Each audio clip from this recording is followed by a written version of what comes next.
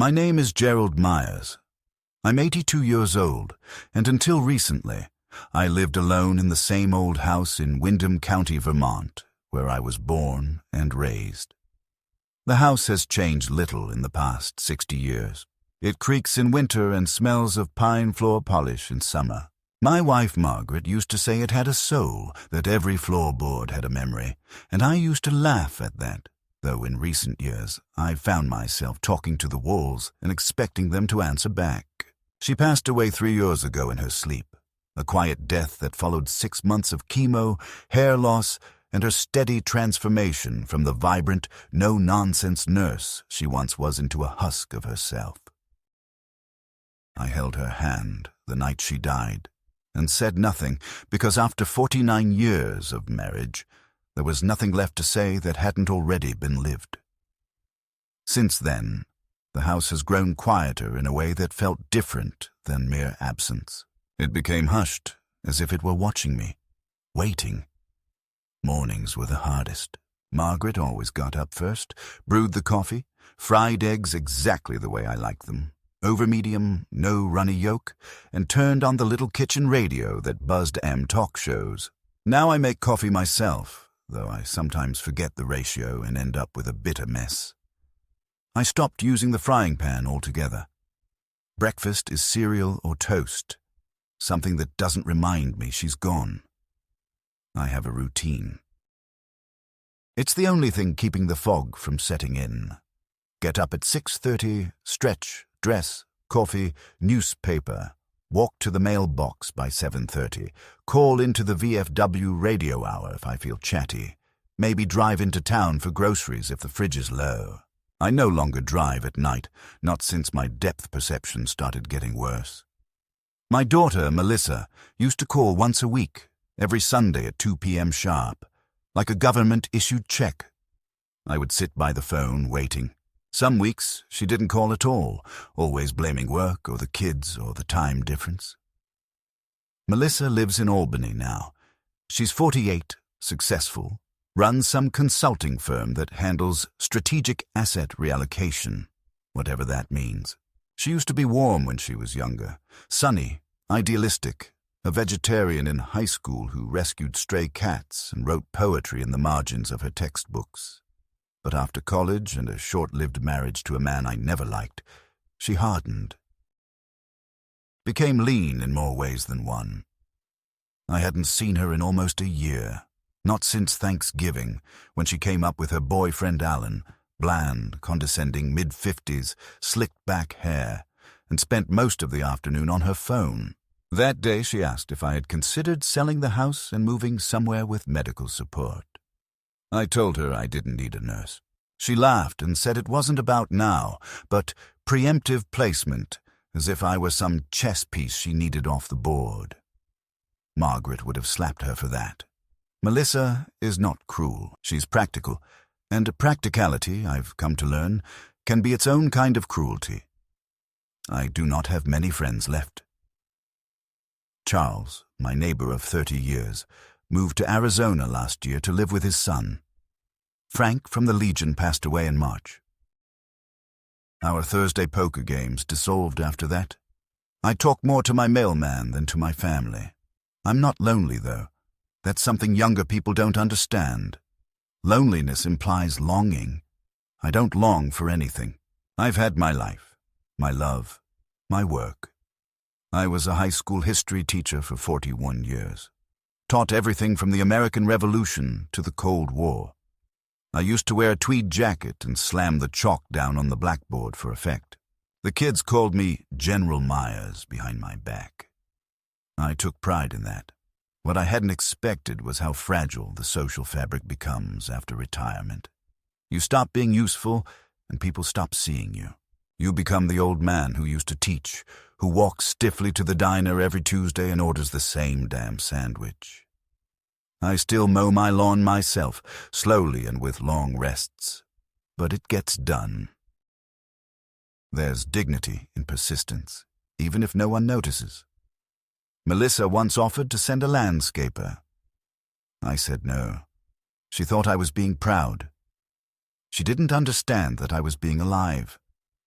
I received fewer and fewer holiday cards over the years. My grandchildren, Emma and Cole, are now in college. Somewhere down south, I think in Virginia. I haven't seen them since Margaret's funeral. They sent a card that Christmas, unsigned, clearly printed from a template with a pre-written "Happy Holidays" from the Myers family. No note. No photo. I told myself not to be hurt. That this is the way of the world now. Fast, digital, shallow. I keep that card anyway, on the fridge, held by a red apple magnet. Sometimes I wake in the middle of the night and forget that Margaret is gone. I reach out and feel the cold side of the bed and remember all over again. The weight of that remembering is heavier than grief itself. And yet I endure. That's what old men do. We outlive our usefulness, our wives, our friends, and then we linger, as silent reminders of what used to be. We don't die easily, not because we're strong, but because we have nowhere else to go. We persist out of habit. The idea that someone might one day forget I existed haunts me more than death. Margaret used to say, "You'll be remembered, Gerald. You taught generations." But memory is fickle. My name has already been removed from the school plaque I once hung. New donors, new priorities. The past is a burden to institutions. Only people carry it, and even then, only for a while. I thought Melissa would remember. I thought at the very least she would keep my stories alive. But I was wrong. All of this is to say, I was not prepared for what happened next. Not emotionally, not intellectually. You live a quiet life long enough, and you begin to believe that nothing shocking can reach you anymore. You begin to believe you are safe from betrayal because you have nothing left to steal. You think the worst is behind you. But I've learned, even at 82, that betrayal isn't about what's taken. It's about who takes it and what that reveals about everything you thought was true. And so, when I opened the Sunday paper and saw my name, Gerald A. Myers, age 82, survived by his daughter Melissa Myers of Albany, NY, preceded in death by his wife Margaret. I did not feel fear, not at first. I felt confusion, then something colder, something like confirmation, as if the world had finally agreed with what Melissa had quietly believed for years, that I was already gone. The moment I saw my name in the obituary section of the Windham Gazette, everything inside me stilled. It wasn't panic, not immediately. It was a numb, sinking disbelief, like hearing your own echo and realizing it doesn't match the sound you made. The paper lay flat on my kitchen table, the same table Margaret and I had breakfast at for decades, and right there beneath a bolded headline that read, "In Loving Memory," was a paragraph outlining the details of a man who was, unmistakably, me. Gerald A. Myers, born July 13th, 1943, resident of Windham County, retired school teacher, beloved husband of the late Margaret Myers, father of Melissa Myers of Albany. Recently passed peacefully at age 82 in his sleep at the Golden Pines Care Home. Services will be private. No public memorial. I read the paragraph 3 times, my heart beating louder with each pass. I wasn't just dead. I'd been declared dead in a facility I'd never even set foot in. I sat back in the chair, the wood creaking under me, and stared at the window, where light filtered through the lace curtain Margaret had sewn herself. Outside, everything looked the same. The maple tree stood tall. The birds chirped at the feeder, but something irreversible had shifted in the air. I stood up slowly and went to the drawer near the sink where I kept the phone book, an old habit, one Melissa used to mock. Flipping through, I found the number for the local funeral home listed in the notice. I dialed it with hands that didn't tremble but felt strangely detached from the rest of me. A woman answered. Her voice was soft and composed, the tone of someone trained to soothe grief-stricken callers. I asked her to confirm if Gerald Myers had been cremated at their facility. There was a pause, just a beat too long, and then she said yes. The cremation had occurred 2 days ago at the request of the daughter. "Melissa Myers?" I asked. Another pause. "That's correct, sir." I thanked her and hung up before my voice could betray the roar building in my chest. I needed answers. I called Melissa's number, the one I had dialed hundreds of times, the one I knew by heart. The line rang once, twice, then went directly to a mechanical voice. "This number is no longer in service. No forwarding number, no voicemail option. Just a deadline, like I had been unplugged from her life entirely." I tried her office. A receptionist answered and informed me that Melissa was currently on extended leave. Extended, not temporary, not vacation. Leave. She didn't say why. She didn't need to. I sat for a long time in the living room after that, the Gazette still open on the table, the obituary staring up like a verdict. I traced the printed letters of my own name with my finger, as if trying to read Braille, to feel the truth under the ink. I wasn't just dead to Melissa. I had been made legally dead. Declared so, with documents, with a false location, with a false event. It wasn't a misunderstanding. It wasn't a clerical error. This was deliberate. This was a decision. I drove to the Golden Pines care home listed in the notice. It was an hour and a half away, nestled near the state line. The receptionist was young, perhaps early 20s, and when I introduced myself as Gerald Myers, her face drained of color. "That's not possible," she whispered. I mean, we already filed the death paperwork." I asked if I could see the file, or at least the intake documents. She looked nervously toward the office behind her and said she'd need to get the director.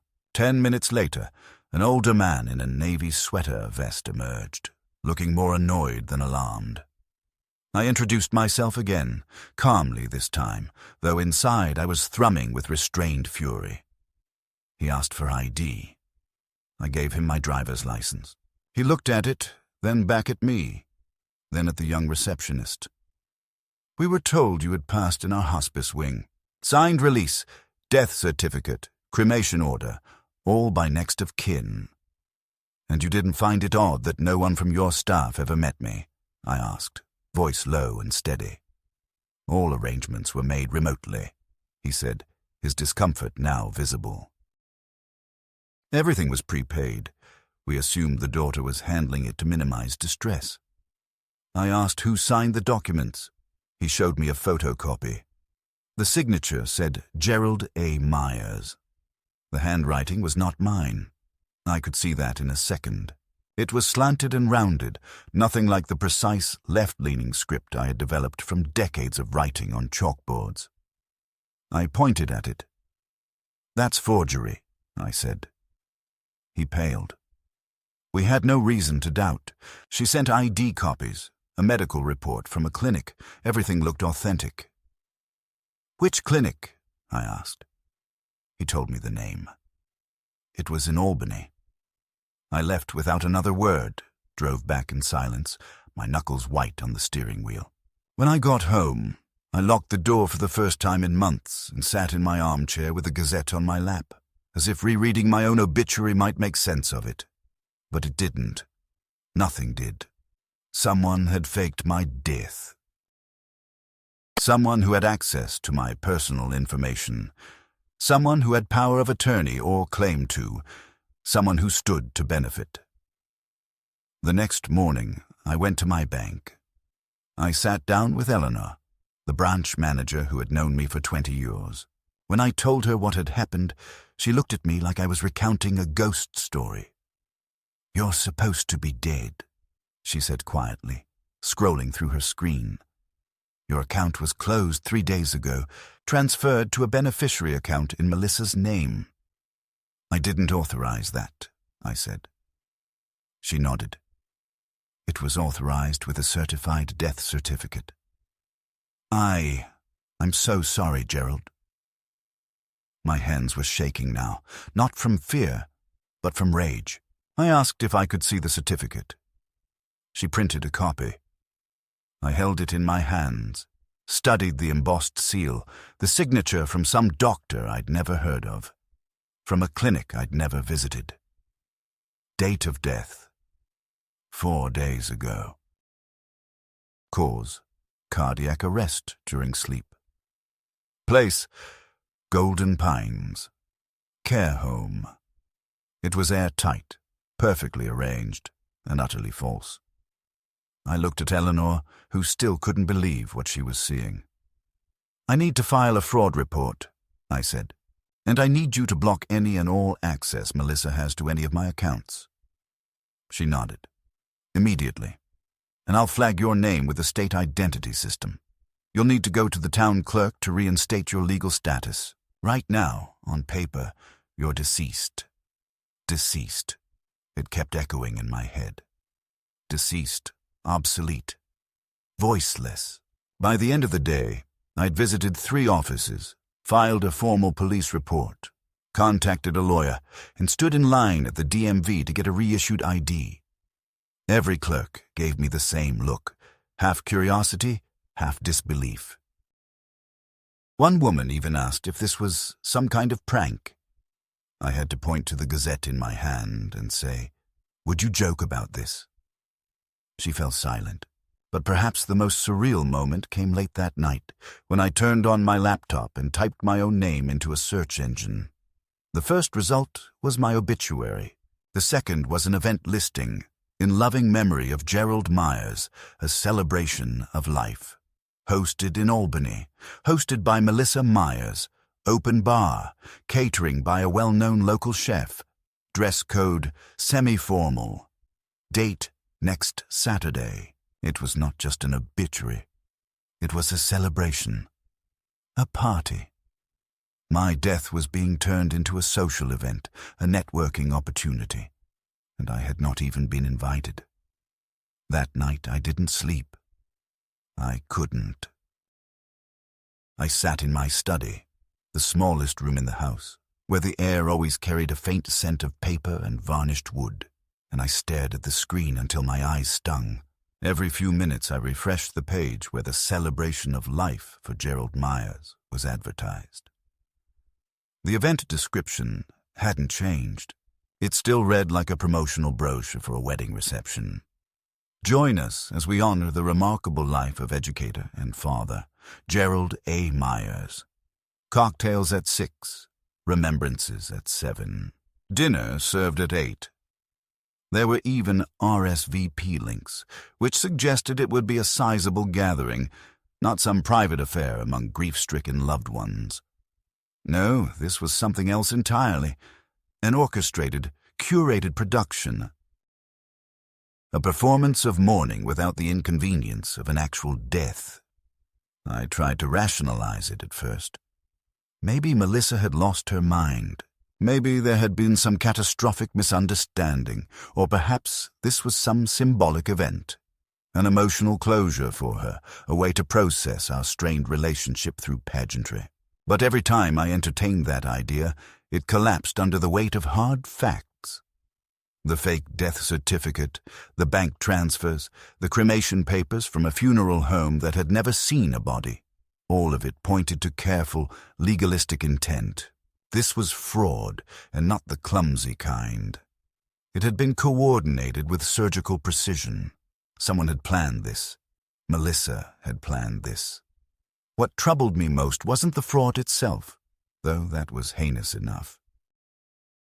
What truly chilled me was that she had done it, believing, with apparent confidence, that I would not discover it, that I would be too senile, too housebound, too isolated to notice or to fight back, that I wouldn't matter, that I was already irrelevant, and perhaps, in her mind, already gone. She had counted on my inertia, counted on the world's indifference to the forgotten lives of the elderly. By morning, the disbelief had burned away and left only resolve. I showered, shaved, and dressed carefully. Not out of vanity, but because I wanted to see myself as something more than a name on a certificate. I was not a memory. Not yet. I put on my old navy blazer, the one with the elbow patches Margaret used to tease me about, and I walked into town to see my attorney, Edwin Marks. He'd handled my will years ago and Margaret's estate after her death. He was older now, heavier, with shaky hands, but still sharp.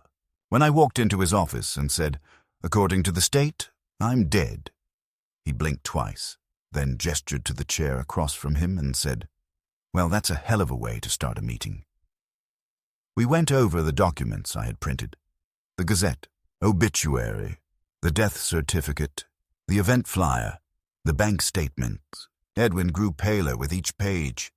He read everything slowly, twice, as if trying to find a trick in the wording that would make this all disappear. But there was no trick. There was only intent. When he finally looked up, his voice was quiet but steady. "She's committed felony-level fraud," he said. "If we report this, she could be facing prison time. And if you want, Gerald, I'll make sure that happens." I nodded slowly, but something in my gut twisted at the thought. Prison? For my daughter? The little girl who used to bring me finger paintings and mispronounce the word spaghetti as spaghetti. I couldn't reconcile that child with the woman who had forged my death and emptied my accounts. But she was that woman now. Sentiment would not unmake the choices she had made. Edwin asked if I wanted to press criminal charges or begin with a civil suit to reclaim my identity and assets. I told him we'd start with restoration, get me back to the land of the living, legally speaking, and that we'd take it from there. The next stop was the town clerk's office, where I filed an affidavit contesting the death certificate. That alone took 2 hours, because no one there had ever reversed a death. One woman kept asking if I was sure I wasn't confusing myself with a relative who had passed. Another suggested I was a twin. When I showed them my ID, medical records, utility bills, and photos taken within the past week, they finally relented and marked the case as pending investigation. I was told that the certificate would be temporarily suspended, not revoked, until the state completed a full inquiry. In the meantime, I remained technically deceased. It was like being a ghost who could speak and walk, but not own property or vote or prove who he was. I existed in limbo, but limbo, at least, had movement. I wasn't buried. I wasn't gone, and I wasn't done. 2 days later, I did something I never thought I'd do. I drove to Albany. The drive took nearly 3 hours, my knees aching the entire way, but I needed to see it with my own eyes. I needed to look at the world my daughter had constructed on the assumption that I was no longer part of it. The event was being held in a large rented hall attached to a boutique hotel. The place had valet parking, tall glass windows, and floral arrangements spilling out the front door. As I pulled into a spot across the street, I saw guests beginning to arrive. Well-dressed men and women, all smiles and small talk, hugging each other and posing for photos in front of a printed banner that said, in elegant cursive, "In loving memory of Gerald Myers." I stayed in the car for a long time, watching them. It wasn't grief I saw. It was performance. People greeting Melissa with sympathetic embraces, then laughing about work, passing drinks, and asking which table they'd been assigned. It was a networking gala, masquerading as a funeral. And in the middle of it all, there she was, my daughter.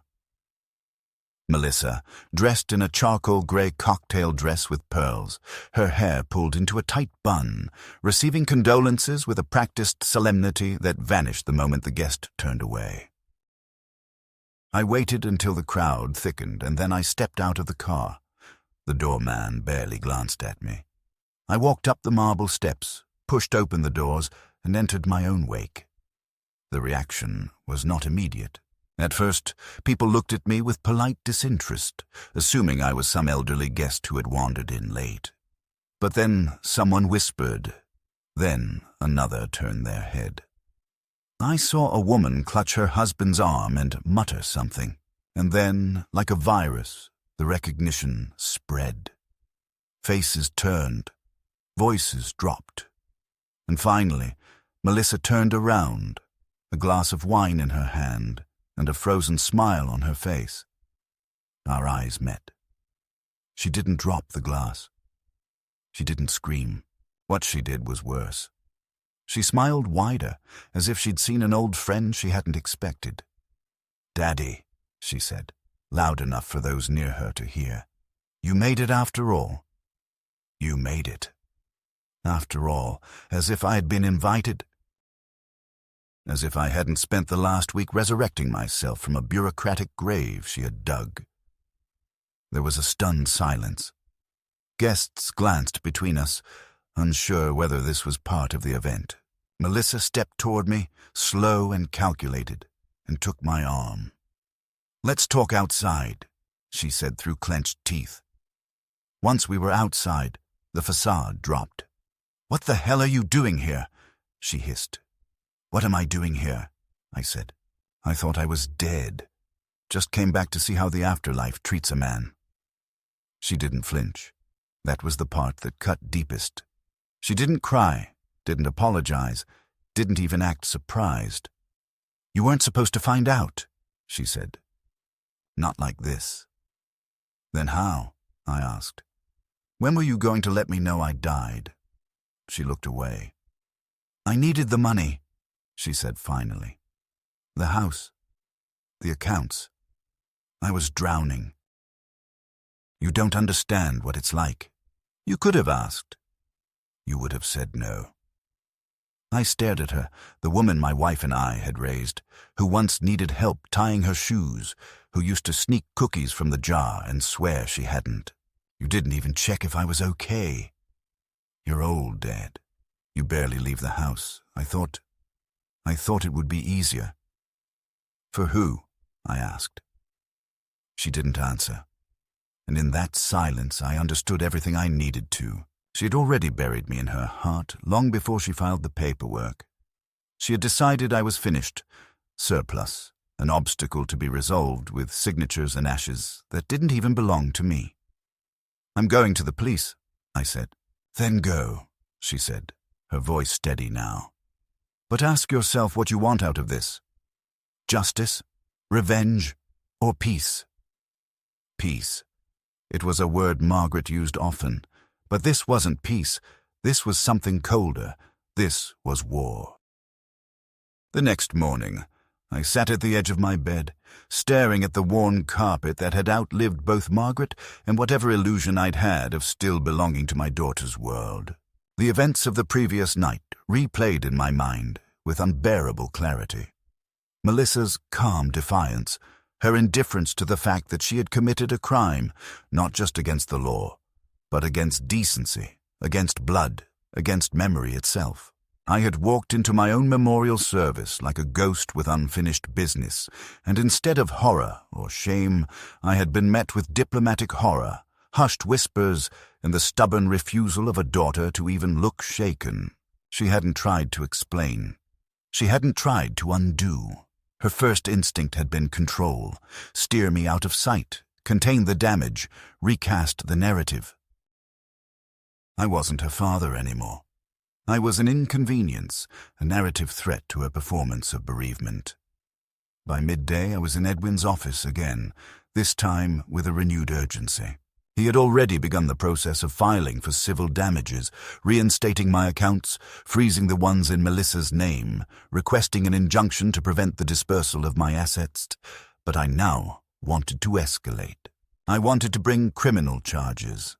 Fraud, forgery, identity theft, financial exploitation of a senior. There were multiple avenues, and I was ready to pursue them all. Edwin, for all his experience, looked at me with hesitation. "Gerald," he said slowly, "if you go down this road, there's no turning back. It'll go public. It'll ruin her reputation, her career, maybe her life." I nodded. She already tried to erase mine. That ended the discussion. As the legal wheels began to turn, I also started repairing my own legal identity. The court required affidavits from witnesses who had seen me alive within the last few weeks. I drove back to the bank and the hardware store, and even to old Mrs. Lentz, my neighbor, who always complained about the way my maple tree leaned too far over her fence. They all agreed to sign. It was surreal, having to prove that I was, in fact, alive, that I hadn't passed quietly in my sleep like the forged papers claimed. There was something grotesque about it, like trying to claw your way out of a coffin someone else had nailed shut. Meanwhile, Melissa remained silent. No calls, no messages. She didn't contest the account freezes. She didn't return Edwin's letters. It was as if she'd already decided the damage was irreversible and had gone underground, hoping to delay the consequences long enough to regroup. I could only imagine the conversations she was having with lawyers of her own. Maybe she was concocting a story about mental decline, about confusion, about some perceived dementia that she would say prompted her to act. Or maybe, and this terrified me, she was already preparing another forged affidavit, this time declaring me legally incompetent, not deceased. If she could convince a judge that I was no longer of sound mind, she might reclaim guardianship and retake control of my assets. She'd done it once. She could try again. So I took steps. I scheduled a full cognitive assessment with Dr. Harry Lindstrom, a neurologist I trusted who had treated Margaret during her illness. After a battery of tests, he shook my hand and said, "You're sharper than half my staff." I had his findings notarized and filed with the court, just in case. I also wrote a personal statement, a kind of living will, not about my belongings, but about my memories. I wanted it on record that I remembered everything. My wedding day, the birth of Melissa, the smell of Margaret's hair after a rainstorm. I remembered the history I'd taught, the decades I'd lived, the names of students who had passed through my classroom. I remembered my life. And I wasn't going to let anyone rewrite the ending. Then, just as I had begun to settle into the rhythm of legal procedures and paperwork, the twist came. One afternoon, as I returned from the courthouse, I found an envelope taped to my front door. No return address. Inside was a single page, a printout of what looked like an email thread. The names had been redacted, but the message was unmistakably from Melissa. The subject line: "Need to finalize Dad's will." The body of the message made my skin crawl. I can get his signature. He still leaves his checkbook on the hallway table. I'll take a photo of it, match the pen. We'll backdate to February 12th. I want the language clean. Everything to me, no public notice. If anyone asks, I'll say he insisted on privacy. He's been forgetful lately. No one will question it. Below that, another message. Understood. But this crosses the line. Are you sure he won't notice? Melissa's reply: "He won't. I've been planting the seed. Took the batteries out of his smoke detector last week and told him it was his memory. Switched the meds in his bathroom. If he ever ends up in a clinic, this email never existed." I stared at the page until my vision blurred. My hands trembled. Not with fear, but with something deeper, colder, older. Betrayal was not just a theft, it was desecration.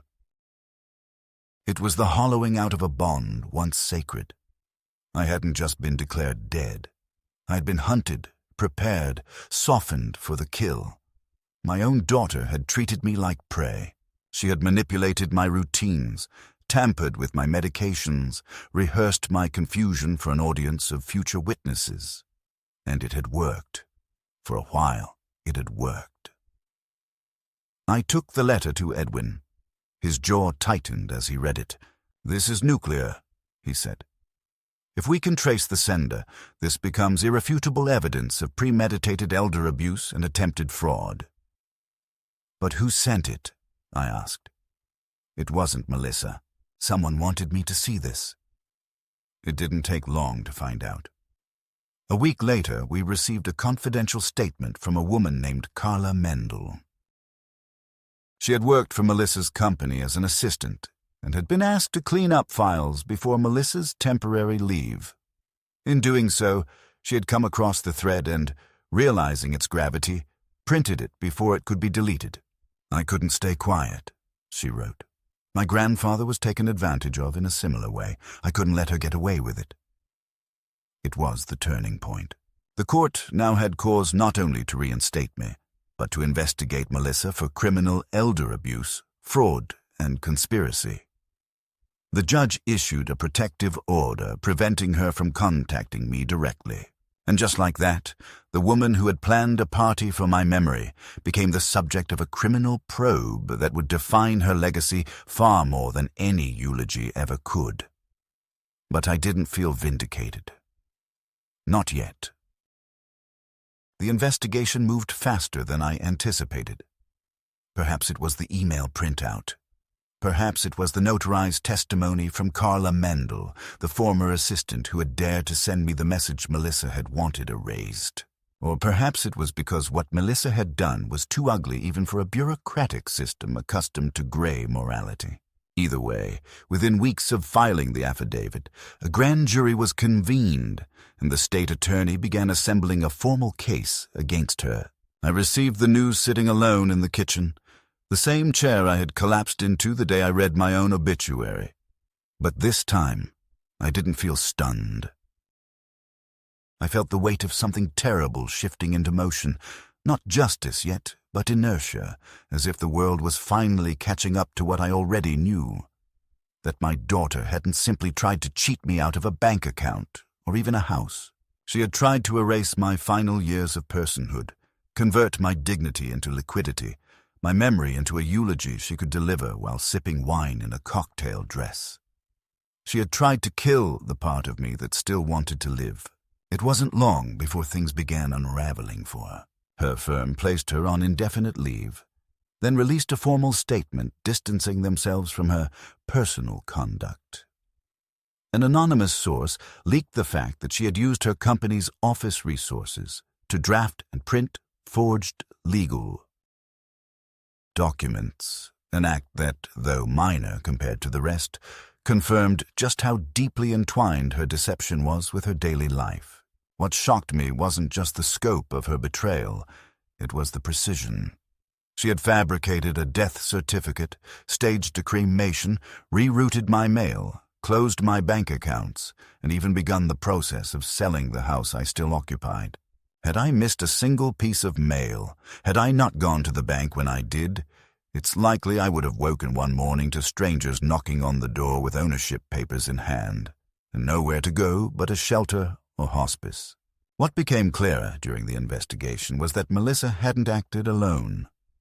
The doctor who had signed the false certificate, Dr. Leora Jennings, was a college friend of hers, working at a private practice in Albany that catered to discreet clientele.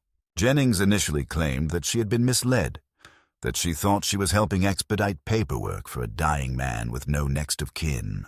But when investigators cross-checked their emails, they found a chain of messages in which Melissa explicitly coached her on the narrative. "He's got early dementia, lives alone, barely leaves the house. No family nearby. You won't need to meet him. Just say he passed in sleep. We'll handle the rest." That alone could have earned her a felony charge, but it got worse. One of the investigators from the state's Elder Protection Unit contacted me directly with a request. Could they search my house for evidence of tampering, medications, documents, anything that would support the theory that Melissa had been actively destabilizing my mental state in the months before she declared me dead? I agreed. What they found chilled me. 2 bottles of my old heart medication, switched with over-the-counter calcium pills. A bottle of magnesium labeled as a beta blocker. Prescriptions I didn't remember filling, dates I didn't recognize, dosages that were dangerously high or pointlessly low. It explained the confusion I'd been feeling earlier that year, the fatigue, the brain fog, the sense that something in my body was off-kilter but invisible. I had blamed aging. I had blamed grief. I had never thought to blame my daughter. They bagged the items, took photographs, and filed them into evidence. The turning point came when I was approached by a journalist from the Albany Ledger, a thin, soft-spoken woman named Fiona Ash, who had heard whispers of the case from someone on the court staff. She asked if I would speak to her, off the record at first, to tell my side. I was reluctant. I didn't want this to be some sordid spectacle, but after a night of pacing, I realized Melissa had already made a spectacle out of my absence. It was time I made a statement with my presence. I met with Fiona at a coffee shop 2 towns over, where I told her the entire story, from the moment I saw my name in the paper to the confrontation at the memorial party. I expected her to interrupt, to take notes furiously, to insert skepticism. She didn't.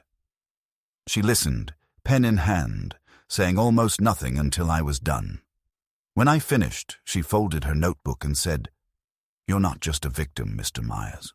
You're a survivor, and people need to hear that." Her article came out a week later. Front page, with a black and white photo of me standing in front of my house, arms crossed, the Gazette obituary folded in one hand. The headline read, "Dead Man Talking, How Gerald Myers Exposed a Family Fraud from the Grave." It was concise, sharp, respectful, and devastating. The article went viral locally, then spread to regional papers and online forums that tracked elder abuse and legal manipulation. I began receiving letters. Dozens at first, then hundreds. From strangers. Some in their 50s and 60s who feared their children would one day turn on them. Others from caregivers who had witnessed similar schemes but hadn't known what to do. And some from people like me, men and women in their 70s and 80s. Alone, forgotten, seen as burdens to be managed or removed. They wrote to say thank you. They wrote to say you're not alone. But not all the letters were supportive. A handful were anonymous, typed, filled with vitriol. One accused me of lying to get attention, of framing an innocent woman. Another said I had probably abused Melissa in secret, that maybe I deserved it. Those letters I burned. Not because they wounded me, but because I refused to give them shelf space beside the words of those who saw the truth. Still, they reminded me that even truth carries a cost. There would always be people willing to defend the abuser if she wore the right clothes and used the right tone. The preliminary hearing was set for early spring. Melissa did not appear in person. Her lawyers entered a plea of not guilty and requested dismissal of several charges on procedural grounds. The judge denied all motions. The prosecution submitted witness lists, including Carla Mendel, the funeral director who had accepted the fake documents, Dr. Jennings, and myself. Edwin advised me to be ready for public testimony, possibly a full jury trial. I asked if I could make a statement to the court, even if I wasn't called to the stand formally. He said yes, but cautioned me. Once you speak, you can't unspeak it. I spent a week writing that statement. It wasn't long, just a few pages, but every sentence was carved, not written, carved from marrow, carved from silence. I talked about what it means to be a father, about watching your child grow up with hope in her eyes and then seeing that hope curdle into calculation. I talked about trust, about the soft erosion that happens when someone close to you stops seeing you as human and starts seeing you as an obstacle. I talked about the thousands of elderly people who die each year in this country, not from illness, but from neglect, from erasure, from quiet betrayals that never make headlines. I ended by saying, if my name has become a cautionary tale, then so be it, but I won't be quiet. I won't go back to the grave you tried to put me in. The judge accepted the statement into the record. The courtroom was cold the day it was read aloud. Melissa sat there, for once, with no mask, no deflection, just pale, rigid silence. She didn't look at me. Not once. And I didn't look away. The day of the trial was colder than the calendar suggested it should be, and the wind had that thin, sharp quality that seems to slice through even the warmest coat. I wore my best clothes, the same navy blazer with Margaret's favorite silver tie, a tie she used to call my honest man ribbon, a phrase she invented during our 3rd year of marriage when we were still young and played at being grown-ups. I arrived at the courthouse an hour early, not because I needed the time, but because I couldn't bear the thought of being late to my own reckoning. There was something ceremonial about it all, walking up those stone steps, past the officers at the door, past the strangers whispering in corners about the old man who had risen from the dead to testify against his daughter. I felt their glances but didn't return them. I had no room for shame left. Melissa had already taken it, repurposed it, twisted it into a mask she wore in public with elegance and ease. All I had left was truth, and I would not dress it in politeness. Inside, the courtroom was filled but hushed. A small group of reporters sat clustered near the back, notebooks ready. Carla Mendel sat in the 3rd row, pale but firm, a silent shield to the story she had helped reveal. Edwin stood at my side as we watched Melissa enter. She wore a black suit, hair down, makeup subdued, but the illusion of grief no longer suited her. She looked more like a woman on the edge of being found out, posture rigid, mouth set like a hinge about to snap. She avoided my gaze as if I were radioactive, and maybe I was. Maybe the truth, when spoken aloud, carries a kind of radiation too dangerous for those who tried to bury it. The prosecution laid out its case with a cold elegance that mirrored Melissa's original fraud.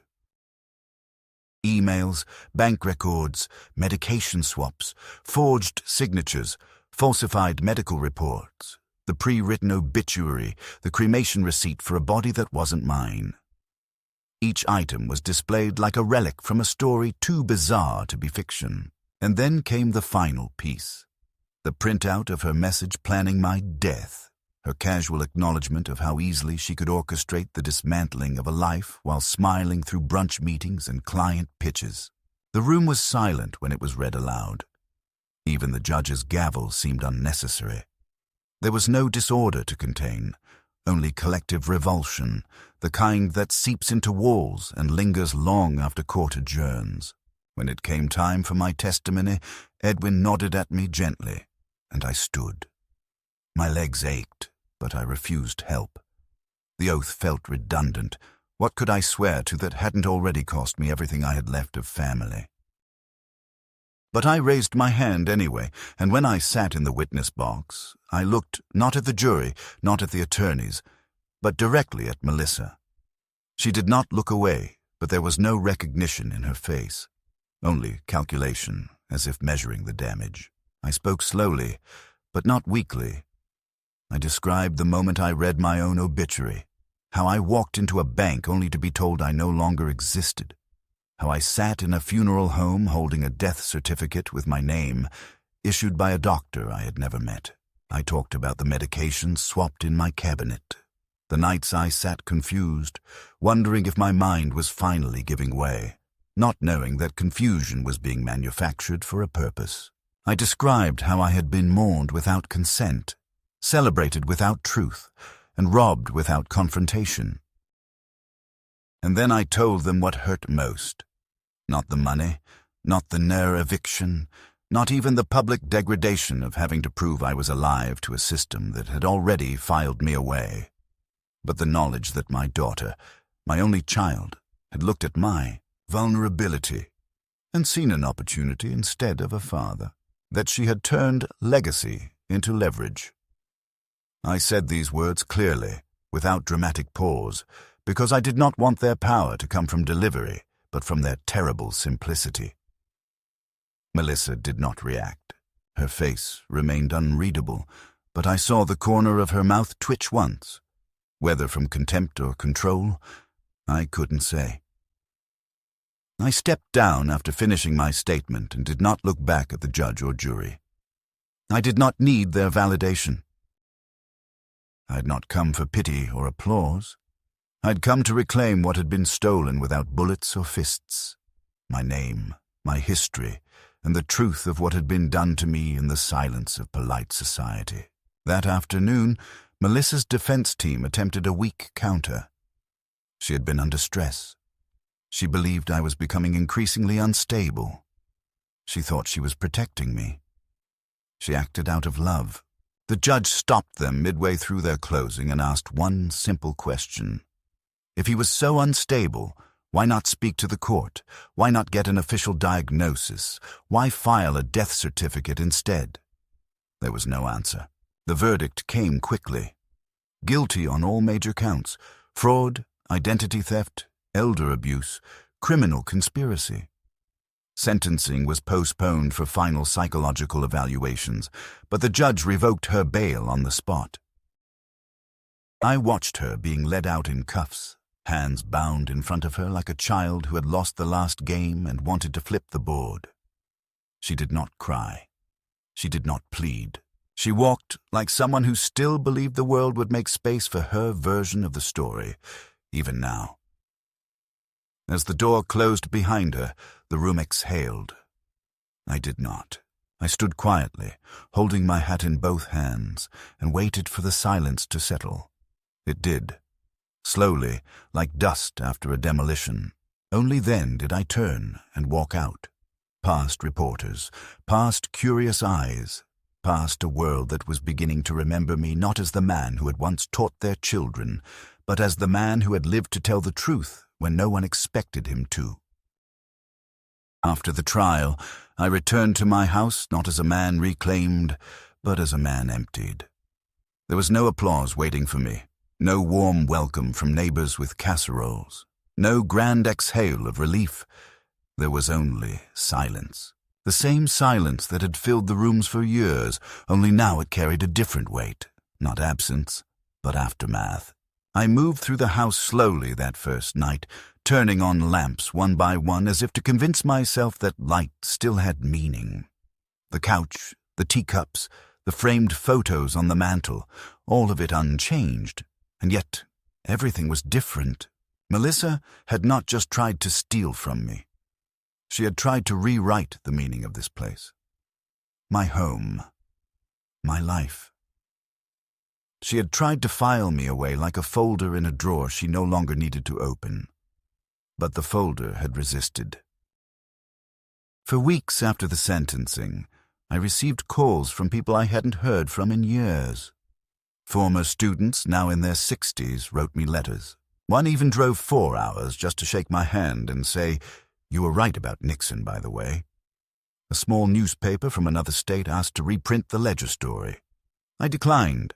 Not because I was ashamed of it, but because I didn't want the pain turned into content. What had happened wasn't a story. It was a wound that was still closing. Melissa was sentenced to a 5-year suspended sentence with 2 years of house arrest, 5 years of probation, and full restitution. She avoided prison by pleading guilty, offering a formal apology in court, a dry, perfunctory statement written by her attorneys, which the judge accepted but did not commend. I didn't attend the sentencing. I knew she wouldn't say anything that wasn't calculated, and I had no desire to see her reduced to a spectacle in orange. Instead, I stayed home and listened to Margaret's old records, letting the sound of Ella Fitzgerald fill the corners of the house like a balm. The court ordered her to return every dollar, including the funds used to pay for the fraudulent cremation. I watched as the legal system did its quiet arithmetic: subtract, restore, reassign. But what could not be calculated was the trust that had been dissolved, the bond that had been cauterized beyond repair. Melissa sent me one handwritten letter during her probation. It arrived in a thick envelope, folded precisely. Inside, she wrote that she didn't expect forgiveness, but she hoped one day I'd see that what she did came from desperation, not hatred. She wrote that she had been drowning in debts, that her business was failing, that she saw the inheritance not as theft, but as a rescue.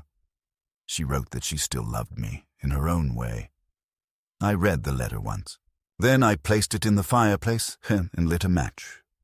I don't know what became of her after that. I didn't follow her case, didn't check her LinkedIn, didn't ask Edwin to keep me informed. I let her go, not with vengeance, but with finality. She had made her choice, and I had made mine. Some doors, once closed, are not meant to open again. In the spring, I sold the house. Not because I couldn't bear to live in it anymore, but because I wanted to choose a new ending for myself. I moved to a smaller place near Lake Willoughby, where the air is clear and the days are quiet. I planted a small vegetable garden. I started journaling again. I even adopted a dog, a mutt named Rufus with crooked teeth and a limp, who follows me from room to room like I'm the last good thing he's ever known. We take walks every morning. Sometimes we pass couples my age, sometimes young families. They don't know who I am, and I like it that way. A month ago, I received a letter in a handwriting I didn't recognize. It was from a young woman named Audrey, a 21-year-old college student from New Hampshire. She said she believed she was my granddaughter, that her mother, Sarah, had known me briefly in 1973 before I met Margaret. She had read about me online, seen the story, and wanted to reach out, not for money, not for answers, but just to say she existed, and that she hoped I was well. She enclosed a photo, a young woman with brown eyes and a crooked smile that looked strangely familiar. I wrote her back. I didn't promise anything. I didn't deny anything either. I simply said I was here, and if she ever wanted to visit, there was always coffee brewing before 8 a.m. and a dog who wouldn't mind the company. Some people think justice is about punishment. I used to think that too. But now I know that real justice is quieter. It's choosing to live after someone tried to write your ending for you. It's speaking your name when others tried to silence it. It's waking up each morning, making toast, putting on your shoes, and stepping into the world with your head high, not because everything is fixed, but because you refuse to stay buried. My name is Gerald Myers, and I'm not gone.